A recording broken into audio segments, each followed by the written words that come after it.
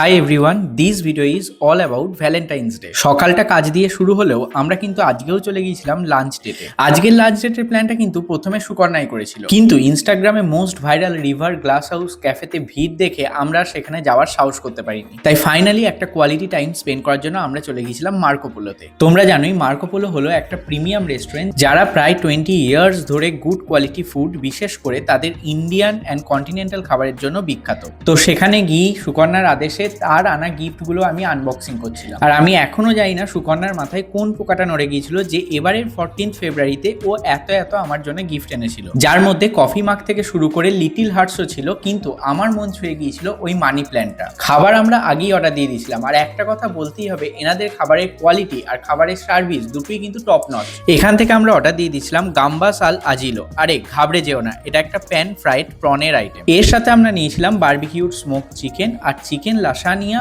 With rice. আর এগুলোর মধ্যে থেকে জেনুইনলি আমি হাইলি রেকমেন্ড করবো বারবিকিউ চিকেনটা। একবার খেয়ে দেখো, মুখে লেগে থাকবে জাস্ট। আর আমাদের ভ্যালেন্টাইন্স ডেটা কিন্তু এখানেই শেষ হয়ে যায়। বিশ্বাস করো, আমি ট্রাই করেছিলাম একটা ভিডিওর মধ্যে পুরোটা কভার করতে, বাট ভিডিওটা অনেক বড় হয়ে যাচ্ছিল। তাই দুটো পার্টে ভিডিওটা তোমাদের সাথে শেয়ার করব। তাই এরপর আমরা কোথায় গেলাম সেটা জানার জন্য অবশ্যই সেকেন্ড পার্টটা দেখো। আর আমার সাথে জুড়ে থাকতে হলে please do like, comment, share and subscribe করতে একদম ভুলো না।